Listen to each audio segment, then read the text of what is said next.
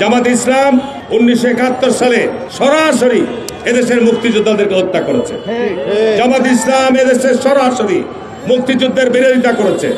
জামাত ইসলাম 1971 সালে সরাসরি তারা বলেছে পাকিস্তান সেনাবাহিনী এবং জামাত ইসলাম হচ্ছে একমাত্র দেশপ্রেমিক।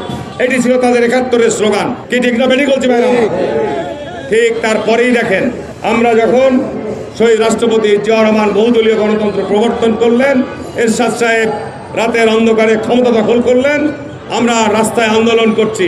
সমস্ত রাজনৈতিক দল আন্দোলনের এক পর্যায়ে আন্দোলনের পিঠে ছুরিকাঘাত করে যারা ঘোষণা দিলেন যে এরশাদের অধীনে যারা যাবে তারা জাতীয় বিএনপি। কি এরশাদের সাথে নির্বাচনে চলে যায়নি? কি আমরা গেছিলাম? আমরা যাইনি বলি দেশে গণতন্ত্র ফিরিয়ে এনেছিলাম। আবার দেখেন 1991 সালে নির্বাচনের মধ্য দিয়ে বিএনপি ক্ষমতায় আসলো, আবার শুরু হলো ষড়যন্ত্র। আবার এই দলটি আওয়ামী লীগের সাথে কেয়ারটেকার আন্দোলনের নাম করে তারা ঐক্যবদ্ধ আন্দোলন করে জামাত আওয়ামী লীগের সাথে যোগপথ আন্দোলন করে দেশে একটা অরাজকতা তৈরি করলো। ফসল কি হয়েছে? আপনাদের শীর্ষ নেতারা আওয়ামী লীগ ক্ষমতায় এসে কিন্তু সবকে ফাঁসিতে ঝুলিয়েছে। ঠিক না বেঠিক বলছি ভাই আমার? আবার এখন তারা দেখেন এই প্রফেসর ইউনূসের সময় আজকে বিএনপি বৃহত্তম রাজনৈতিক দল, দেশে যেখানে স্থিতিশীলতা ফিরিয়ে আনা দরকার তার বিরুদ্ধে তারা অবস্থান নিয়েছে।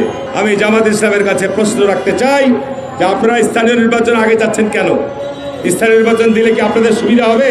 কয়টা আপনাদের স্থানীয় সরকার সারা বাংলাদেশে 4,500 ইউনিয়ন পরিষদের মধ্যে কয়টা চেয়ারম্যান জামাতের আছে? কয়জন ইউনিয়ন পরিষদের মেম্বার জামাতের আছে? শুধু ইচ্ছাকৃতভাবে দেশের মধ্যে যেটা অস্থিতিশীল পরিবেশ তৈরি থাকে, এইটি আপনারা চাচ্ছেন। বিএনপি কখনোই পিছনের দরজা দিয়ে ক্ষমতায় যেতে চায় না। বাংলাদেশে যতবার নির্বাচন হয়েছে এই দলের জন্মলাভের পর বরাবরই বিএনপি জনগণের ভোটে ক্ষমতায় এসছে। যখনই ষড়যন্ত্র হয়েছে বিএনপিকে ক্ষমতা থেকে বাইরে রাখার জন্য, এখনো ষড়যন্ত্র হচ্ছে বিএনপিকে ক্ষমতা থেকে বাইরে রাখার জন্য।